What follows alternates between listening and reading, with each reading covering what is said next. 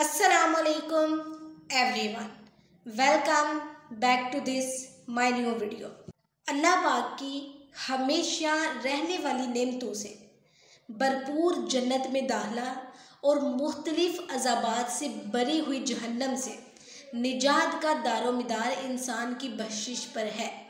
आइए बख्शिश का सबब बनने वाली नेकियों पर तीन जो फरमाने मुस्तफ़ा हैं वो आपके सामने पेश करते हैं और कोशिश करते हैं कि आप उन पर अमल कीजिए और अपनी मगफरत के लिए अल्लाह पाक के फजल व करम पर नज़र रखिए।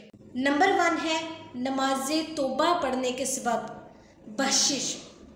जिस शख्स से कोई गुनाह सरजद हो जाए फिर वो वज़ू करके 2 रकत नमाज पढ़ता है और अल्लाह पाक से बख्शिश तलब करता है तो अल्लाह पाक उससे बख्श देता है। ये वो नमाज है जिसे नमाज तौबा कहते हैं। बेहतर ये है कि इसकी जो पहली रकत है उसमें सूरत फातिहा के बाद सूरत काफिरून और दूसरी रकत में सूरत फातिहा के बाद सूरत इखलास पढ़े, या पहली रकत में चौथा पारा सूरत आले इमरान की आयत नंबर 135 और दूसरी रकत में पारा 5 सूरत निसा की आयत नंबर 110 पढ़े। बेहतर है कि इस नमाज से पहले गुस्ल कर लो और धुले हुए कपड़े पहन लो, बिल्कुल साफ सफाई के साथ नमाज तौबा को अदा करो और अल्लाह पाक तुम्हें बख्श देगा, तुम्हारी तौबा कबूल कर लेगा, तुम्हारे गुनाहों को बख्श देगा, तुम गुनाहों से पाक हो जाओगे। शर्त ये है कि आपको सच्चे दिल से तौबा करनी है, आपने साफ़ सुथरी सफाई के साथ नमाज तौबा अदा करनी है, आपने कपड़े चेंज करने हैं, वज़ू करना है, तब आपने नमाज तौबा अदा करनी है। नंबर 2 है बख्शिश का सबब बनने वाला इस्तग़फ़ार। जिस शख्स ने ये कहा अस्तग़फ़िरुल्लाहिल्लज़ी ला इलाहा इल्ला हुवल हय्युल क़य्यूम व तूबू अलैहि, यानी मैं माफ़ी मांगता हूँ उस अल्लाह से जिसके सिवा कोई इबादत के लायक नहीं है, वो ज़िंदा है, वो कायम रखने वाला है, मैं उसकी बारगाह रिसालत में तौबा करता हूँ, तो ऐसे इंसान की तौबा कबूल कर ली जाती है, उसकी बख्शिश हो जाती है। हज़रत मुफ्ती रहमतुल्लाह फरमाते हैं ये इस्तग़फ़ार बदतरीन गुनाहों की बख्शिश के लिए मुफीद है, मगर उलमा फरमाते हैं कि तौबा सच्चे दिल से हो, कि तौबा के वक्त आइंदा गुनाह से बचने का पूरा इरादा हो। गुनाह पर कायम रहते हुए मुँह से तौबा तौबा बोल देना ये एक तरह का मजाक है, क्योंकि जब हम सच्चे दिल से तौबा नहीं करते तो हमारी तौबा कैसे होगी। एक और जगह मुफ्ती साहब लिखते हैं इस्तग़फ़ार की हकीकत ये है कि मुजरिम यानी गुनाह पर शर्मिंदा हो और आइंदा गुनाह ना करने का अहद करे। अगर हकूक से तौबा करता है तो अदा कर दे, गुनाह पर कायम रहते हुए मुँह से तौबा तौबा करना इस्तग़फ़ार की हकीकत नहीं है। सच्चे दिल से तौबा होनी चाहिए। ये नहीं है कि आपने मुंह से तौबा बोल दी, आपने तस्बीह पकड़ी है तौबा तौबा तौबा अस्तग़फ़िरुल्लाह अस्तग़फ़िरुल्लाह अस्तग़फ़िरुल्लाह, इससे आपकी तौबा कबूल नहीं होगी जब आपका अंदर ही दुरुस्त नहीं होगा। जब आपने सच्चे दिल से तौबा की ही नहीं है तो तौबा कैसे कबूल होगी।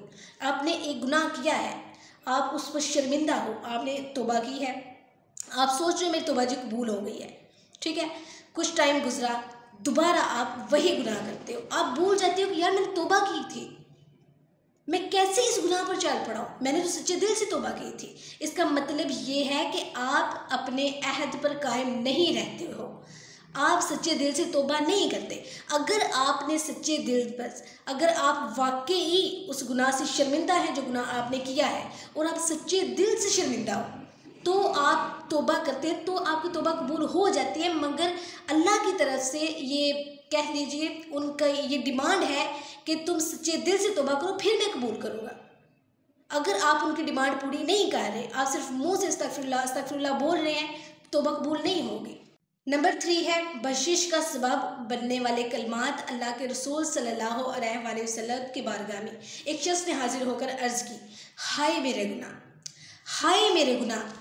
उसने ये बात 2 या 3 मरतबा की, ठीक है जी। तो अल्लाह ताला के रसूल ने उससे फरमाया कि तुम ये कहो, यानी ए अल्लाह तेरी मगफरत मेरे गुनाहों से ज़्यादा वसी है और मैं अपने अमल के मुकाबले में तेरी रहमत की ज़्यादा उम्मीद रखता हूँ। उसने ये कलमात कहे, नबी सल्लल्लाहु अलैहि वसल्लम ने उसे फरमाया दोबारा कहो। उसने ये कलमात दोबारा दोहराए, नबी करीम सल्लल्लाहु अलैहि वसल्लम ने फिर कहा कि दोबारा पढ़ो। उसने फिर दोहरा दिए। तो आप सल्लल्लाहु अलैहि वसल्लम ने इरशाद फरमाया, खड़े हो जाओ, बेशक अल्लाह पाक ने तुम्हें बख्श दिया है। देखिए, गुनाह हर इंसान से हो जाता है।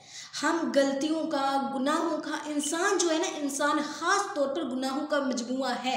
इससे गलतियां होती रहती हैं।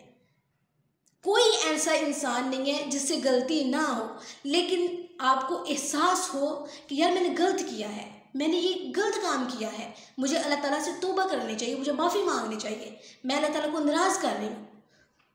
जब आपके माइंड में ये ख्याल आता है तो आप सच्चे दिल से तौबा करें। देखिए, आप मुंह से तौबा कर रही हैं, आप दोबारा वही गुनाह कर रही हैं, आपने फिर तौबा की, फिर वही गुनाह किया, फिर तौबा की।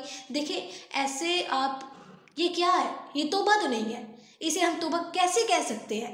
जब आप प्लान बनाकर तौबा कर रहे हो, फिर आप प्लान बनाकर गुनाह कर रहे हो। आपने प्लान किया, हाँ ये मैं गुनाह कर लेता हूँ या कर लेती हूँ, बाद में तौबा कर दूंगा, अल्लाह माफ़ करने वाला है। देखिए, अल्लाह माफ़ करने वाला तो है, लेकिन उनको माफ़ करता है जो सच्चे दिल से तौबा करते हैं।